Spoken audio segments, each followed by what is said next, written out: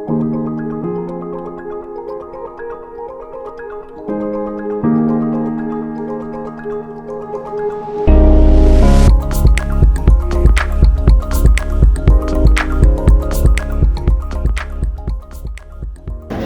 Kota Parepare dan beberapa wilayah di Sulawesi Selatan ya Pak. Kasih. Ya, sesungguhnya yang paling urgent selama ini kalau kita bicara tentang tindak pidana perdagangan orang kan ANSI pada sisi perdagangannya. Padahal sesungguhnya dalam proses itu banyak sekali praktik-praktik korupsi sesungguhnya yang terjadi. Nah, dalam riset ini yang kita kaji. Bagaimana praktik-praktik korupsi itu bisa diminimalisir dan itu mungkin dihilangkan dan bahkan untuk melakukan penindakan itu. Ya. Meskipun pada sisi level lokal sesungguhnya kita butuh kebijakan, ada regulasi. Sebenarnya pada sisi regulasi sudah ada kelembagaan yang disebut dengan gugus tugas tindak pidana perdagangan orang. Meskipun kita tahu betul bahwa hampir di semua daerah gugus tugas ini ada, tapi tidak bergerak secara efektif. Kadang-kadang ada rencana aksi daerah, tapi juga itu tidak dilakukan, tidak diimplementasikan rencana aksi daerah itu. Kalau hasil penelitian ini Pak, ada berapa banyak sih kasus yang terjadi gitu? Dan itu antar luar negeri ada? Ya, di luar negeri ada, antar provinsi ada, kemudian antar kabupaten juga sudah ada. Dari 3 daerah ini yang mana yang paling besar? Untuk kontributor terbanyak itu adalah Bulukumba. Bulukumba. Itu berapaan Pak kira-kira itu? Bulukumba itu di angka di atas 100 sesungguhnya. Kasus perdagangan orang per tahun itu.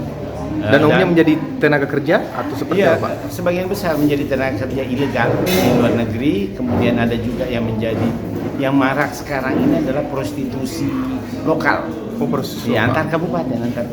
Di mana tuh lokasinya Pak yang di Parepare, di Sikra, kemudian di Makassar, Badrung, Pangkep juga ada. Nah, kira-kira ada upaya untuk melakukan pengejaran kepada pelaku ini? Ya. Untuk kami ini lebih fokus pada penataan kelembagaan. Iya. Jadi pertama adalah kami membuat polisi brief sebagai bahan pertimbangan untuk pemerintah daerah, baik kabupaten, kota maupun provinsi. Jadi membuat kelembagaan, kemudian dari regulasi itu akan melahirkan kelembagaan. Tentu dari kelembagaan itu akan melibatkan para pihak. Dulu ketika bicara tentang kelembagaan, kita ansih pada kelembagaan di level kabupaten atau provinsi. Padahal sesungguhnya ada kelembagaan yang paling penting untuk dilibatkan itu adalah di level bawah ya, itu di kelurahan, desa dan seterusnya. Itu satu hal. Kemudian kedua adalah selama ini kita lebih fokus pada penanganan atau pendampingan. Padahal sesungguhnya ada 2 hal penting yang harus digenjot. Pertama itu adalah pencegahan, kemudian kedua adalah pada aspek pemberdayaannya, sehingga orang-orang yang sudah menjadi korban TPPO dan atau belum itu paling tidak bisa disadarkan dari awal untuk tidak terlibat dan atau menjadi korban dari tindak pidana perdagangan orang. Nah, hasil penelitiannya ini Pak, apa yang membuat mereka masuk jeratan gitu? Pertama adalah ketidaktahuan, kedua adalah kemudahan. Nah, kemudian ketiga adalah sumber daya. Jadi sumber daya tenaga kerja kita memang itu tidak terdidik. Sehingga faktor ekonomi juga Pak ya? Saya kira itu basis dasarnya untuk mereka menjadi korban itu karena semua pada sisi ekonomi itu. Ya mungkin tidak dapat lawan pekerjaan. Tidak ada pekerjaan yang layak. Tiba-tiba kemudian mendapat informasi bahwa di negara seberang ini lebih mudah mendapatkan pekerjaan. Padahal kadang-kadang kalau kita melihat apa yang mereka kerja di situ sebenarnya bisa dikerja di sini.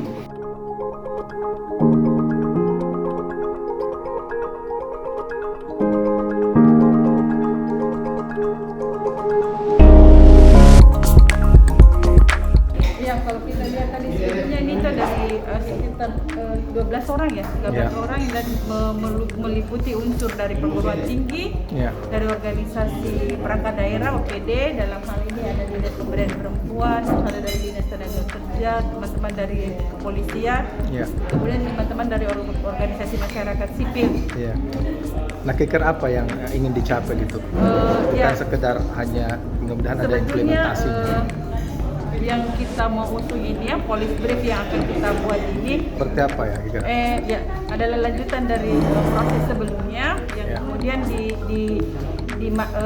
kayak dipermantap begitu ya, analisisnya lebih dipertajam, tidak hanya sekedar data, mencoba melihat analisis dan kemudian mencoba menyusun hasil-hasil capaian dari riset survei yang dilakukan, misalnya bagaimana metode, target dan segala macam. Nah, berharap dari hasil police brief ini akan diserahkan ke teman-teman, bersepakat akan memberi proses advokasi selanjutnya dan menyerahkan ke pemerintah Kota Parepare melalui Dinas Pemberdayaan Perempuan untuk dijadikan bahan awal, bahan dasar untuk menyusun dokumen kebijakan regulasi di tingkat daerah, ya tergantung pemerintah Kota Parepare apakah Perda misalnya. Bisa perda, bisa keputusan wali kota, bisa kalau kita bercermin di daerah lain, misalnya Makassar itu membuat perwakon, baru sudah jadi peraturan bupati, Maros peraturan bupati,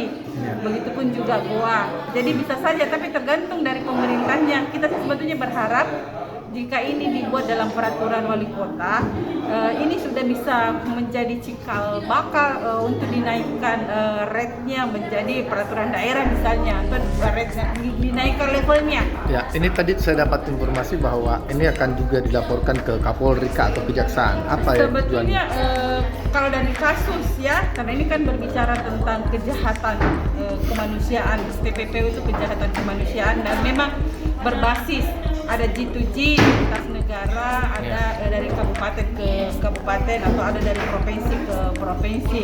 Nah, kalau dia memang bermuara atau berdampak terhadap kasus pidana atau kejahatan kemanusiaan, kejahatan orang pidana, maka memang sesungguhnya ranahnya adalah polisi. Dan hampir semua kasus-kasus TPPO yang jelas-jelas melanggar dari Undang-Undang Tindak Pidana Perdagangan Orang, yang jelas juga misalnya berapa ancaman hukumannya dan denda, itu dilaporkan ke kepolisian oleh teman-teman pendamping. Memang tidak semuanya menghasilkan sesuatu yang menggembirakan buat para pekerja demokrasi atau pekerja HAM. Banyak di antara kasus-kasus yang kita tangani tidak menggunakan TPPO, tapi menggunakan undang-undang lainnya, katakanlah undang-undang tenaga kerja atau undang-undang perlindungan anak. Oh, jadi ini mau spesifik gitu ya?